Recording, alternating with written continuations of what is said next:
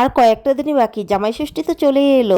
জামাইদের স্পেশাল থালিতে কিন্তু এই স্পেশাল ডিশটা রাখতেই পারো, বা নিজেরাও ঘরে বানিয়ে খেতে পারো। দুর্দান্ত হয় শাহী এক কর্মা রেসিপিটা। তাহলে চলো রেসিপিটা শুরু করা যাক। প্রথমে ডিমগুলোকে নিয়ে নিচ্ছি, যতটা ডিম লাগবে ততটাই নিয়ে নিচ্ছি আমি। আর এটাকে কিন্তু এখন আমি বয়েল করে নিচ্ছি ডিমগুলোকে। এই এক শাহী কর্মাটা এতটাই ইজি আর খেতে এতটাই ভালো লাগে, সেটা না খেলে আর বুঝতে পারবেন। এখানে আদা রসুন নিয়েছি কিছুটা, এগুলোকে দিয়ে দিলাম জলের মধ্যে, দিয়ে দিলাম কিছুটা লঙ্কা, ঝাল অনুযায়ী দিয়ে দেবো। দুটো বড় সাইজের পেঁয়াজ কেটে রেখেছি, সেটাকেও দিয়ে দিলাম। আর এগুলোকে এখন কিন্তু বয়েল করে নেবো। তার সঙ্গে দিয়ে দিলাম কিছুটা কাজু বাদাম। যখন এগুলো একটু বয়েল হয়ে যাবে তারপরে কিন্তু কিশমিশটা দিয়েও অল্প একটু সময় বয়েল করে তারপরে কিন্তু আমি এগুলোকে এখন নামিয়ে নেব। তো ব্যাস নামিয়ে এখন ঠান্ডাও হয়ে গেছে। এটার মধ্যে একটুখানি জল ঢেলে দেবার, বেশি হয়ে যাবে, একবারে মিক্সিতে পেস্ট হবে না, সেই জন্য একটু কিছুটা উঠিয়ে রাখলাম। জল দিয়ে এখন পেস্ট করে নেব। তারপরে যতটুকু বাকি আছে সেটাও পেস্ট করে নিয়েছি। তো দেখো কি সুন্দর একটা পেস্ট তৈরি হয়ে গেছে। ডিমটাকে ছিলে তার মধ্যে নুন আর লঙ্কার গুঁড়ো দিয়ে ভালো করে মেখে নিচ্ছি। আর এই যে ডিমগুলোকে কিন্তু এভাবে একটু একটু করে কেটে নিতে হবে, নইলে তেলের মধ্যে দিলে একদম পুরো ব্রাস্ট হয়ে যাবে। যারা জানে না তাদের জন্য বলছি। যাই হোক, তেল গরম হয়ে গেছে, দিয়ে দিলাম ডিমগুলোকে ছেড়ে তেলের মধ্যে।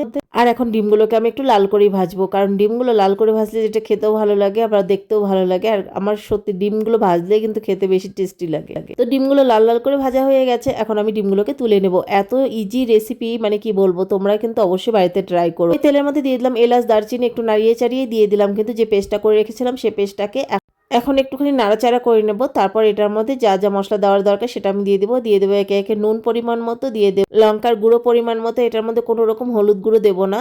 আর এটার মধ্যে দিয়ে দিলাম জিরে একটুখানি, আর দিয়ে দিলাম ধনে গুঁড়ো, মানে জিরের তুলনায় ধনে গুঁড়োটা একটু বেশি দিয়েছি সামান্য চিনি, কারণ তোমরা চাইলে হলুদ দিয়ে করতে পারো। এটা সাদা ডিমের কোরমা করবো, সেই জন্য কিন্তু আমি হলুদটা দিইনি। আর সাদা ডিমের কোরমাটা আমার বেশি ভালো লাগে। যাই হোক, এখন ভালো করে নাড়িয়ে চাড়িয়ে নিতে হবে, যেহেতু কাজু বাদাম দেওয়া আছে, নিচে লেগে যাওয়ার চান্স থাকবে, সেই জন্য একটু পরপরই নাড়াচাড়া করে নিতে হবে। যতক্ষণটা মশলা ভালো করে কষানো না হবে, ভালো করে কিন্তু কষাতে হবে। কষানোর উপরেই রান্নার স্বাদ। তো দেখো এখানে উপরে কিন্তু তেলটা ভেসে উঠেছে, মানে মশলা অনেকটাই কষে এসছে। তো দেখো ভালো করে আরেকটুখানি আমি নাড়াচাড়া করে নেব। আর দেখো কত সুন্দর তেলটাও ভেসে উঠেছে চারো সাইড দিয়ে, মানে মশলাও কষানো হয়ে গেছে।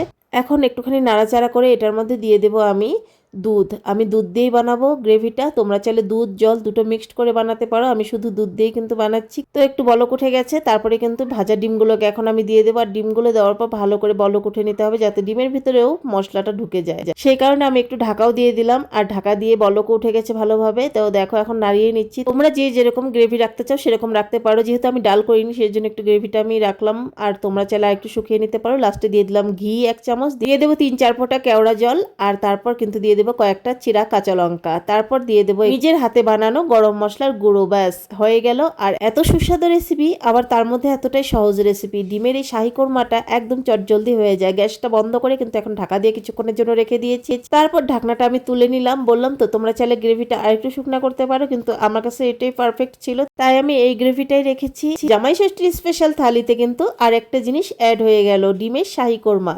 বা ওই থালিতে যদি অ্যাড না করো তাহলে কিন্তু ব্রেকফাস্ট বা ডিনারে পরোটার সঙ্গেও কিন্তু দারুণ জমে যাবে এগ শাহী কোরমাটা। সত্যি বলছি দুর্ধর্ষ লাগে খেতে, এতটাই ভালো লাগে, মানে না খেলে বুঝতে পারবে না। রুটি, পরোটা বা ফ্রাইড রাইস বা জিরা রাইস বা ভাত, মানে সবটার সঙ্গেই এতটা ভালো লাগে খেতে। ঘরে যদি কিছু না থাকে, যে ডিম আছে, কি রান্না করব, এটা রান্না করে একদম দিতে পারো চোখ বন্ধ করে। যারা ডিম ভালোবাসে না তারাও খেয়ে নেবে কিন্তু এই ডিমের শাহী কোরমাটা। এই রান্নাটা এতটাই ভালো লাগে যে ডিমের স্বাদটাও একদমই অন্যরকম হয়ে যায়। এখানে একটা ডিম খাবে সেখানে 2টো ডিম খেয়ে ফেলবে। তোমাদের এই রান্নাটা কেমন লাগলো কমেন্ট করে অবশ্যই জানিও। আর তোমাদের একটা লাইক একটা কমেন্ট আমাকে আরো উৎসাহ করে তুলবে সুন্দর সুন্দর নিত্য নতুন রেসিপিগুলো শেয়ার করার জন্য। আজকের মতো সবাইকে টাটা।